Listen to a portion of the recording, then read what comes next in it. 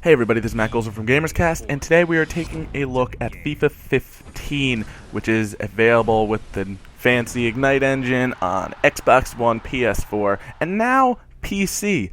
And since it's PC's turn to finally get the Ignite engine, so it's on par with the new generation of systems, I decided to do this video on PC. So this is all the PC build. As far as PC-specific things go, PC options, very, very lacking. Other than MSAA, there wasn't really too much to write home about, and it's all out-of-game options. There's nothing in-game to switch around, but that's typically what you get out of console ports nowadays anyway. So I don't know, if you're playing FIFA on a PC for whatever reason, you know what you're getting yourself into.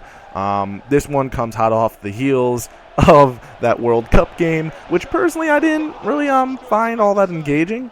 They didn't really add too much. It was mainly a fresh coat of paint and tactical corners, which and the tactical corners were nice, but it wasn't enough to really justify an entire game for me. So that's the World Cup game in a nutshell, for me at least. Played identically to FIFA 14 in my opinion, but FIFA 15, the demo's out now. Initially, my impressions of it are that, first off, the presentation value is absolutely fantastic this time around. They did a lot of things to the menus. They on the team management, it's a lot more easier to manage. It's not really a list view anymore, and some people might be opposed to that. But overall, I kind of like it. I feel like it'll take a little getting used to, but you can also change your formation around from that one menu rather than backing out and changing your formation before. Like, if you need to make minor changes to a formation, like nudge a guy over a little bit, you don't need to back out to the formation menu to do that anymore, which is pretty nice. And it gives you more of a visual of how your team's being laid out as you're making the subs. So I like that a lot. You can assign more specific roles to each and every player. The tactics are a lot more in-depth. You can go all-out attack rather than just ultra attack. There's a lot of things presentation-wise and tactically for the in-game that they changed for this game that I really like. And it initially was a concern for me, this game, because I thought that with them spending all that time on the World Cup game that they wouldn't have put enough as much effort as usual into the actual full iteration of FIFA this year.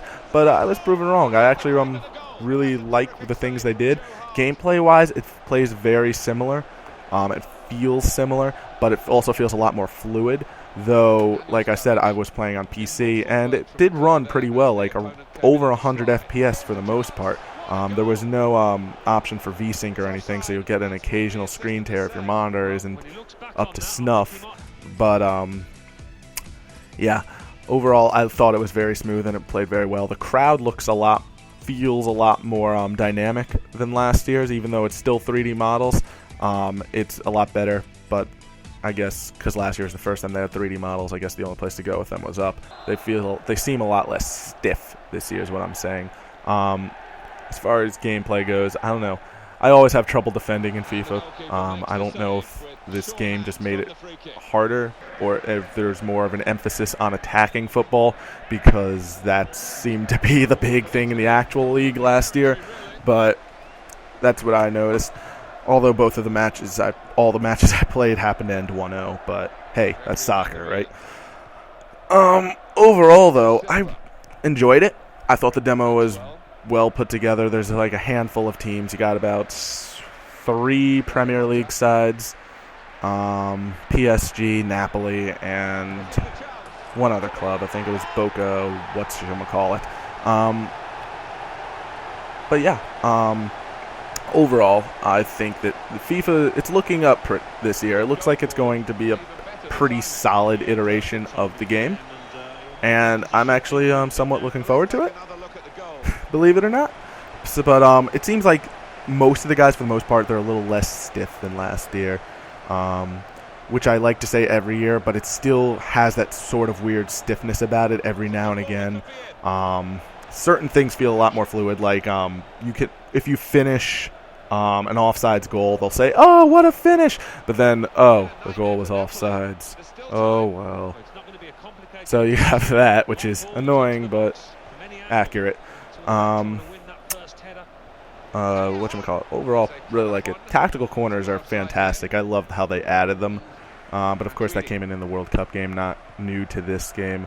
Of course, you have your normal FIFA-isms like, oh, I didn't want to pass it to that guy, or oh, I didn't mean to do that. There was one instance when I was charging at the ball and I pushed B or circle to finish it, but I was still far enough from the ball that it thought I was on defense, and I stepped in, which actually made me lose my chance at the ball. I don't know, things like that, FIFA-isms. Anyway, those are my thoughts on FIFA 15, available on all the major consoles. I've been Matt Gozer from GamersCast. Check out more over at GamersCast.com. I'll catch you guys next time.